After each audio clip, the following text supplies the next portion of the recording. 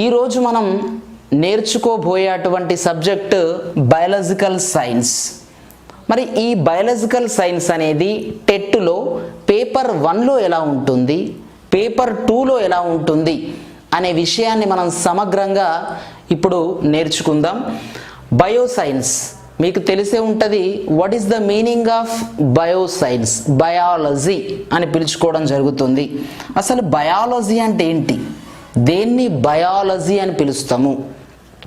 బయోస్ అనగా life, Lagos అనగా study. ఇప్పుడు మనకు లైఫ్ స్టడీ అనే మీనింగ్ వస్తుంది. వేటి లైఫ్ స్టడీ? వేటి లైఫ్ స్టడీ అనే ప్రశ్న మనం వేసుకున్నప్పుడు plants life study, animals life study, human beings life study. So especially study of plants, animals and human beings, వీటి గురించి స్టడీ చేయడాన్ని మనం బయాలజీ అని పిలవడం జరుగుతుంది.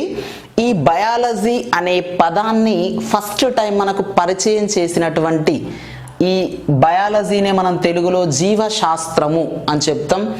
బయాలజీకి ఫాదర్గా పిలువబడే శాస్త్రవేత్త పేరు అరిస్టాటిల్. బట్ ఈ వర్డ్ని ఇంట్రడ్యూస్ చేసిన సైంటిస్ట్, అంటే ఈ బయాలజీ అనే పదాన్నే మనకు పరిచయం చేసిన శాస్త్రవేత్త gene Baptist Lamarck. Gene Baptist Lamarck అనే శాస్త్రవేత్త ఈ బయాలజీ అనే పదాన్ని మనకు వినిపించాడు. కానీ ఈ బయాలజీకి ఒక ఫాదర్గా పిలువబడుతున్నది ప్రస్తుత సొసైటీలో అరిస్టాటిల్, ఫాదర్ ఆఫ్ బయాలజీగా పిలువబడతాడు. సో ఇప్పుడు మనకు మన సబ్జెక్టు యొక్క అర్థం ఏంటి అనేది పూర్తి స్థాయిలో అర్థమైంది. జీవులను గురించి అధ్యయనం చేయడమే జీవశాస్త్రము. ఆ జీవులు అంటే మొక్కలు కావచ్చు, జంతువులు కావచ్చు, మనం కూడా మానవులం కూడా కావచ్చు. సో మన గురించి మనం నేర్చుకోవడంతో పాటు మన చుట్టూ ఉన్నటువంటి మొక్కలు, జంతువులను గురించి నేర్చుకునే శాస్త్రమే జీవశాస్త్రము. ఇలాంటి జీవశాస్త్రము ఇప్పుడు మనం నేర్చుకోబోయే టెట్ ఎగ్జామ్లో పేపర్ 1లో ఎలాంటి పాఠ్యాంశాలను మనం నేర్చుకున్నట్టయితే విజయం సాధించవచ్చు, పేపర్ 2లో ఎలాంటి పాఠ్యాంశాలను మనం నేర్చుకున్నట్టయితే పేపర్ 2లో కూడా మనం సక్సెస్ అయ్యి టీఆర్టీకి మనం ఎలిజిబుల్ కావచ్చు, అంటే టీఆర్టీ రాసుకునే అవకాశం వైపు వెళ్ళొచ్చు అనే విషయాల గురించి ఇప్పుడు మనం మాట్లాడుకున్నట్లయితే, సాధారణంగా ఏ రకమైనటువంటి అంటే ఏ స్థాయి నుండి మనం ఈ ప్రిపరేషన్ను కొనసాగిస్తున్నప్పుడు, ఏ స్థాయి వరకు ఈ ప్రిపరేషన్ కొనసాగించినప్పుడు ఈ పేపర్ 1లో మనం విజయం సాధిస్తాము అనే ప్రశ్నకు సమాధానం, సాధారణంగా పేపర్ 1లో అందులో ఎస్పెషల్లీ సైన్స్, బయోసైన్స్ సబ్జెక్ట్ నుండి 100% సక్సెస్ కావాలనుకునే ప్రతి విద్యార్థి సాధారణంగా 3-4వ తరగతుల నుండి మొదలుకొని ప్రభుత్వ పాఠ్యాంశాలు 3-4 అంటే గవర్నమెంట్ బుక్స్ 3-4వ తరగతుల నుండి మొదలుకొని 7-8వ తరగతుల వరకు ఇతడు పూర్తి స్థాయిలో చదవాల్సినటువంటి అవసరం ఉంది. మళ్ళీ వినండి, పేపర్ 1లో దాదాపుగా ప్రైమరీ స్టేజ్ 3-4 తరగతుల నుండి మొదలుకొని 7వ తరగతి వరకే అని చాలామంది చెప్తూ ఉంటారు. కానీ 7వ తరగతిలో ఉన్నటువంటి అంశాలు 8లో అంటే 8 వరకు కూడా, అంటే 8th క్లాస్లో 7thలో ఉన్నటువంటి పాఠ్యాంశాలు కొన్ని 8th ఇన్ఫర్మేషన్ కూడా చదువుకోవాల్సినటువంటి అవసరం ఎంతైనా ఉంది. సో కంపల్సరీగా పేపర్ 1లో సక్సెస్ కావాలనుకునే ప్రతి విద్యార్థి చదవాల్సినటువంటి పుస్తకాలు 3 నుండి మొదలుకొని దాదాపుగా 7 నుండి 8 వరకు చదివినట్టయితే అతనికి పూర్తి స్థాయి అవగాహన అనేది కలుగుతుంది. మరి ఏ రకమైనటువంటి పాఠ్యాంశాలను ఈ పేపర్ 1లో ఉంచడం జరిగింది, ఏ పాఠ్యాంశాల మీద మనం ఏకాగ్రతను చూపినప్పుడు ఈ పేపర్ 1లో మనం విజయం సాధించగలుగుతాము అనే విషయాన్ని మనం ఆలోచించినప్పుడు, సాధారణంగా పేపర్ 1లో మనకు ఉండేటువంటి పాఠ్యాంశాలను ఒకసారి మీ ముందు ఉంచుతాను. మన ఆరోగ్యము, పరిశుభ్రత, సెకండ్ వచ్చేసి గాలి, నీరు, వాతావరణము, థర్డ్ వచ్చేసి డిసీజెస్, వ్యాధులు అనేటివి ఉంటాయండి. అందులో ప్రత్యేకంగా ఆ వ్యాధులలో ఎక్కువగా అంటువ్యాధుల గురించి మనం ఫోకస్ చేయాల్సి ఉంటుంది. సో సాధారణంగా సంభవించేటువంటి వ్యాధులు, అందులో స్పెసిఫిక్గా అంటువ్యాధుల గురించి కూడా మనం పూర్తి స్థాయి అవగాహనను కలిగి ఉంచుకోవాల్సినటువంటి అవసరం ఎంతైనా ఉంది. వీటితో పాటుగా ఈ 3 పాఠ్యాంశాలే కాకుండా దుస్తులు, అంటే ఈరోజు మన యొక్క స్వభావాన్ని కానీ మన యొక్క వ్యక్తిత్వాన్ని కానీ అంచనా వేయడంలో మనం ధరించేటువంటి దుస్తులు మనని ప్రభావితం చేస్తవి.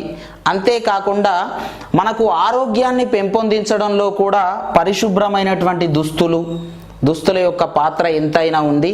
కాబట్టి అలాంటి దుస్తుల పైన కూడా మనకు అవగాహన అనేది పెంపొందించుకోవాల్సినటువంటి అవసరం ప్రాథమిక స్థాయిలో ఉంది. వీటితో పాటుగా మనకు వ్యవసాయ అంశాలపైన కూడా, వ్యవసాయం కావచ్చు, పశు సంవర్ధనం కావచ్చు, అంటే పాడి గురించిన అవగాహనను పెంపొందించుకోవాల్సినటువంటి అవసరం ఉంది. వీటితో పాటుగా పంట మొక్కలు, అంటే ఈరోజు ఒక రైతు ఒక సంవత్సర కాలంలో 2 రకాలైనటువంటి పంటలను పండించే అవకాశం ఉంది. జూన్ నుండి మొదలుకొని నవంబర్ మాసం, అక్టోబర్ లేదా నవంబర్ మాసం వరకు అతను పండించేటువంటి పంటను ఖరీఫ్ పంటగా, డిసెంబర్ నుండి మొదలుకొని మార్చ్ ఏప్రిల్ వరకు అంటే ఆ సంవత్సరంలో 2వ పంటను రబీగా పిలవడం జరుగుతుంది. ఈ ఖరీఫ్, రబీ కాలాలలో అతడు పండించేటువంటి పంట మొక్కలు ఏంటి, అలాంటి పంట మొక్కల పైన కలిగేటువంటి తెగుళ్ళు అని చెప్పాలండి. ఇక్కడ మనిషికి వస్తే వ్యాధి అని చెప్తాం, పంట మొక్కలకు వస్తే తెగుళ్ళు అని చెప్పడం జరుగుతుంది. మీకు ఒక ఎగ్జాంపుల్ ఇస్తాను. ఇప్పుడు మన యొక్క, అంటే మనం తీసుకునేటువంటి ప్రధానమైన ఆహార పంటగా వరిని పిలవడం జరుగుతుంది. అలాంటి వరి పైన ఏ విధమైనటువంటి తెగులు సంభవిస్తుంది అనే ప్రశ్న రేపటి ఎగ్జామ్లో అడిగినట్టయితే మరి దానికి సమాధానంగా మనం అగ్గి తెగులు కావచ్చు, ఎండు తెగులు కావచ్చు, లేదా వరి బ్లైట్ తెగులు, దీన్నే ప్యాడీ బ్లైట్ అని కూడా పిలవడం జరుగుతుంది. ఇలాంటి క్వశ్చన్ అనేది ఇవ్వడం జరుగుతుంది. ఇది సాధారణమైనటువంటి క్వశ్చనే అయినప్పటికీ మనం ఎక్స్పెక్ట్ చేసే ఆన్సర్ మనం ఎక్స్పెక్ట్ చేసే ఆన్సర్ సరైంది కావచ్చు, కాకపోవచ్చు. కానీ యాజ్ పర్ సబ్జెక్ట్ ప్రకారం వరి అనేటువంటి ప్రధానమైనటువంటి ఆహార పంట పైన కలిగే తెగులు అగ్గి తెగులు కానీ, ఎండు తెగులు కానీ, లేదా ప్యాడీ బ్లైట్, వరి బ్లైట్ తెగులు కానీ వచ్చే అవకాశాలు ఎక్కువ. అదే విధముగా ఇంకొక ఎగ్జాంపుల్ కూడా మీకు ఈ సందర్భంగా చెప్తాను. వరితో పాటుగా వరికి ఆల్టర్నేట్గా, అంటే మనం ఆహారానికి బదులు ఆహారంలోనే 2వ ఆల్టర్నేట్గా, అంటే ప్రతిసారి మనం రైస్నే తీసుకోకుండా దానికి ఆల్టర్నేట్గా మనం చపాతీని కూడా తీసుకుంటాం. అందులో గోధుమ రొట్టెను తీసుకోవడం జరుగుతుంది. ఈ గోధుమ పైన కూడా వచ్చే తెగులు కుంకుమ తెగులుగా పిలవడం జరుగుతుంది. గోధుమ పైన వచ్చే తెగులును కుంకుమ తెగులుగా పిలవడం జరుగుతుంది. అంటే ఇలా చాలా రకాలైనటువంటి పంటలు ఉంటవి. అందులో ప్రతి పంట పైన వచ్చే తెగులేంటి, ఆ తెగులు ఎలా వ్యాప్తి చెందుతుంది, మరి శిలీంధ్ర సంబంధిత వ్యాధ, సాధారణ వ్యాధ, లేకుంటే ఏ విధమైనటువంటి వ్యాధి అని కూడా అడగడానికి అవకాశం ఉంది. కాబట్టి ప్రతి పంట మొక్క, ఆ పంట మొక్కలపై కలిగే తెగుళ్లపైన పూర్తి స్థాయి అవగాహనను పెంపొందించుకోవాల్సిన అవసరం ఎంతైనా ఉంది. సో వీటితో పాటుగా కాలుష్యము, పొల్యూషన్ ఈరోజు మన ఆరోగ్యాన్ని మనం నష్టపరుచుకోవడంలో ఈ సమాజంలో కీలక పాత్ర పోషిస్తున్నటువంటిది కాలుష్యము, పొల్యూషన్. గాలి ద్వారా కావచ్చు, నీటి ద్వారా కావచ్చు, ధ్వని అంటే శబ్దం ద్వారా కావచ్చు, ఇంకా చాలా రకాలైనటువంటి సిచ్యువేషన్స్లో మనకు ఈ కాలుష్యం అనేది మానవుని యొక్క ఆరోగ్యాన్ని చెడగొట్టడంతో పాటు మానవుని యొక్క ఆయుష్ను కూడా క్షీణింపజేస్తుందనడంలో అతిశయోక్తి లేదు. కాబట్టి ఈ కాలుష్యం పైన కూడా మనం అవగాహనను పెంపొందించుకోవాల్సినటువంటి అవసరం ఎంతైనా ఉంది.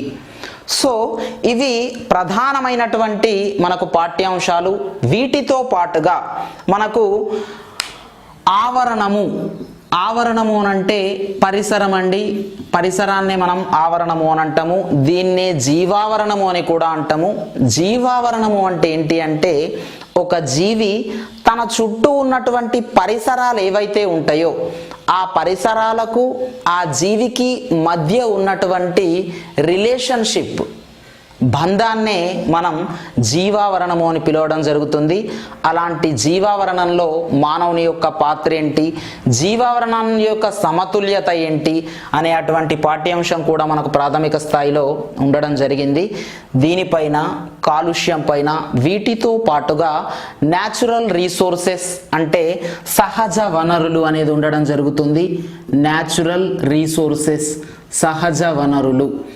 ఇలా సహజ వనరులు అనే అటువంటి టాపిక్ కూడా మనకు పొందుపరచడం జరిగింది. వీటిపైన సమగ్రమైనటువంటి నాలెడ్జ్ని మనం తీసుకున్నప్పుడు ఈ పేపర్ 1లో మన బయాలజికల్ సైన్స్ అంటే సైన్స్ సబ్జెక్ట్ నుండి అడిగేటువంటి ప్రశ్నలకి మనం పూర్తి స్థాయిలో సమాధానం చెప్పడం జరుగుతుంది. మళ్ళీ ఒకసారి చూద్దాం. ఎస్పెషల్లీ బయాలజికల్ సైన్స్ నుంచి మన ఆరోగ్యము, పరిశుభ్రత, గాలి, నీరు, వాతావరణము, వ్యాధులకు సంబంధించిన అంశాలు, ఆ వ్యాధులలో ప్రత్యేకంగా అంటువ్యాధులు, ఏవి అంటువ్యాధులు అనేటువంటి సమగ్రమైన సమాచారము, ప్లస్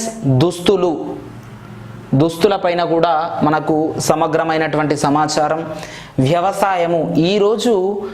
ఈరోజు మనం మన జీవనాన్ని కొనసాగిస్తున్నాము అంటే మనం 3 పూటల ఆహారాన్ని తీసుకుంటున్నాము అంటే వ్యవసాయం అనేటువంటి ప్రక్రియ నడవడం వలననే ఈరోజు మన జీవనం అనేది సుగమం అవుతుంది.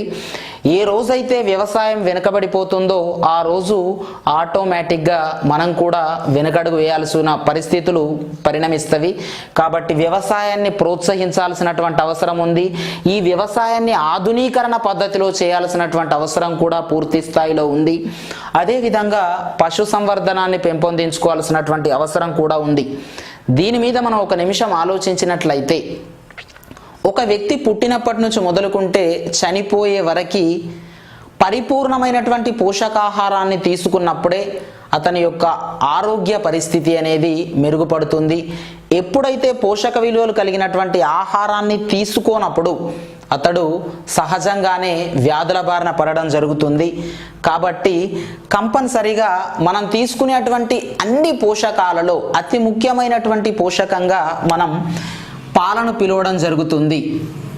పాలు, milk, multiple vitamins in milk, పాలలో విభిన్నమైన పోషకాలు ఉంటవి అనే విలువైన విషయాన్ని 1912వ సంవత్సరంలో సర్ హెచ్జే హాప్కిన్స్ పాలు మల్టిపుల్ విటమిన్స్ ఇన్ మిల్క్ అనే విలువైన విషయాన్ని 1912వ సంవత్సరంలో సర్ హెచ్జే హాప్కిన్స్ అనేటువంటి శాస్త్రవేత్త మనకు తెలియపరచడం జరిగింది.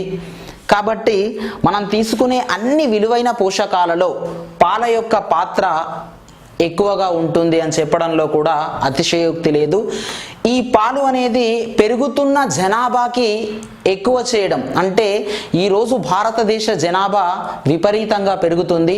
అలాంటి పెరుగుతున్న జనాభాకు పాడిని అంటే పశు సంవర్ధనాన్ని పెంచాలనేటువంటి ఏకైక ఉద్దేశం మీద ప్రభుత్వం చేపట్టినటువంటి వినూతనమైన కార్యక్రమము operation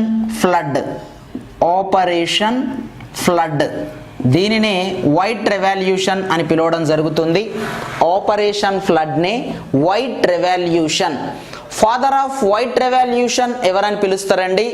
father of white revolution గా మనం వర్గీస్ కురియన్ పిలవడం జరుగుతుంది. ఫాదర్ ఆఫ్ వైట్ రెవల్యూషన్ గా Verghese Kurian.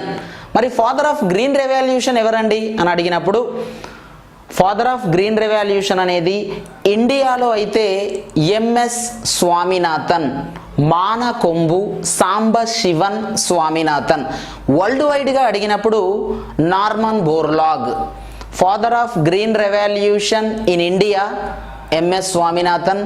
Father of green revolution world wide Norman Borlaug. Father of white revolution Verghese Kurien. మరి ఫాదర్ ఆఫ్ సిల్వర్ రెవల్యూషన్ ఎవరండి అని అడిగినప్పుడు BV Rao. Father of silver revolution BV Rao. At the same time ఇన్ని రెవల్యూషన్స్ గురించి నేర్చుకున్నటువంటి మనం మరో బర్నింగ్ రెవల్యూషన్ ఏంటి అంటే blood revolution. Father of blood రెవల్యూషన్గా coral land స్టీనర్ని పిలవడం జరుగుతుంది. ఈ విలువైనటువంటి విషయాలన్నీ మనకు రేపు మనం ఫేస్ చేయబోయేటువంటి టెట్ ఎగ్జామ్లో అడిగే స్కోప్ అనేది ఎక్కువగా ఉంది. కాబట్టి వీటి మీద కూడా మనం అవగాహనను పెంపొందించుకోవాల్సినటువంటి అవసరం ఉంది. ఈరోజు ఒక రెవల్యూషన్గా పరిణమించింది అని అంటే దీని మీద ఎంత ఆసక్తిని, ఎంత తెలివితేటలను మనం ప్రదర్శించినప్పుడు, దీని మీద ఎంత సమగ్రమైనటువంటి సమాచారాన్ని మనం తీసుకున్నప్పుడు ముందుకెళ్తామో మీకు ఇప్పటికే అర్థమై ఉంటుంది. కాబట్టి పంట మొక్కలు తెగుళ్ళు అంటే ఈరోజు ఒక రైతు తాను పండించేటువంటి పంటను పూర్తి స్థాయి దిగుబడి సాధించాలి అన్నప్పుడు అతడు తెగుళ్ళ బారిన పడకుండా జాగ్రత్త పడాల్సినటువంటి ఆవశ్యకత ఉంది. కాబట్టి వీటి మీద కూడా మనం సమగ్రమైన సమాచారాన్ని తీసుకోవాల్సినటువంటి అవసరం ఉంది. ఇక కాలుష్యం. ఈరోజు మనం నివసిస్తున్నటువంటి మన ఇంటి చుట్టూ కానీ, మనం నివసిస్తున్నటువంటి మన పరిసరాల చుట్టూ కానీ, ఈ పూర్తి స్థాయి సమాజంలో కానీ, ఈ దేశంలో కానీ పూర్తిగా కాలుష్యమయమైపోతున్నది. ఇలాంటి కాలుష్యాన్ని అధిగమించాల్సినటువంటి అవసరం ఉంది. ఇలాంటి కాలుష్యాన్ని మనం అరికట్టాలంటే మనం చేపట్టాల్సినటువంటి మొట్టమొదటి విధి ఎక్కువ సంఖ్యలో మొక్కలను నాటడం. ఎక్కువ సంఖ్యలో మొక్కలను నాటడం. ఎక్కువ సంఖ్యలో మొక్కలను నాటడం వల్ల ఏమవుతుంది అని అంటే కాలుష్యం ఆటోమేటిక్గా తగ్గిపోతూ మన యొక్క వాతావరణం అనేది సస్యశ్యామలమవుతూ సకాలంలో వర్షాలు రావడం జరుగుతుంది. ఆరోగ్యం మెరుగుపడుతుంది. పంట మొక్కలు ఏపుగా పెరగడం కానీ, పశువులు ఆరోగ్యంగా జీవించడం కానీ, వాతావరణం కూడా సమతుల్యంగా ఉండడం కానీ జరుగుతుంది. కాబట్టి ప్రతి ఒక్కరు మన బాధ్యత అనుకొని నిర్వర్తించాల్సినటువంటి పని మనకు మొక్కలు నాటడం. మరో విలువైనటువంటి విషయం ఏంటి అని అంటే ఈరోజు ఈ కాలుష్యాన్ని ఇలాగే మనం వదిలేస్తే, కాలుష్యాన్ని ఎక్కువ చేసినట్టయితే వాతావరణంలో ఉన్నటువంటి ఓజోన్ ఈ ఓజోన్ పొరకు రంధ్రాలు పడి అల్ట్రావయోలెట్స్ కిరణాలు అనేవి భూమి మీదకి వచ్చినప్పుడు ఈ అల్ట్రావయోలెట్స్ కిరణాలు మన శరీరం మీద పడ్డప్పుడు మన శరీరం రంధ్రాలకు గురవడం జరుగుతుంది. అంటే మన శరీరం ఒకవేళ రంధ్రాలకు గురవుతే చర్మ సంబంధిత వ్యాధులతోటి మనుషులు చనిపోయేటువంటి పని కూడా జరుగుతుంది. కాబట్టి ఇంత దుస్థితి, ఇంత పరిణామం రాకముందే మన వంతు కర్తవ్యంగా మనం కాలుష్యాన్ని అరికట్టాల్సినటువంటి అవసరం ఎంతైనా ఉంది. అందుకే ఓ టీచర్గా ఎంపిక చేసే ముందు ఈ పాఠ్యాంశాన్ని మన బాధ్యతగా, మన హక్కుగా ఈ పాఠ్యాంశాన్ని ఉంచడం జరిగింది. అదే విధముగా మనము మన చుట్టూ ఉన్నటువంటి మొక్కలు, మన చుట్టూ ఉన్నటువంటి జంతువులను కూడా సమతుల్యంగా ఉంచేటువంటి ఉద్దేశమే ఆవరణ శాస్త్రము, ఎకాలజీ అని చెప్పడం జరుగుతుందండి. Ecology, eco means environment, ecology మన చుట్టూ ఉన్నటువంటి ఎన్విరాన్మెంట్, ఆ ఎన్విరాన్మెంట్లో ఉండేటువంటి plants and animals and human beings, వీటి మధ్య ఉండే రిలేషన్షిప్స్ గురించి మనం ఈ ఎకాలజీలో నేర్చుకోవడం జరుగుతుంది. And last situation, natural resources. Natural resources అంటే సహజ వనరులు. ఈరోజు సహజ వనరుల గురించి మీకు తెలుసు, బొగ్గు, పెట్రోలియం, ఇవన్నీ మనం సహజ వనరులుగా చెప్పుకోవడం జరుగుతుంది.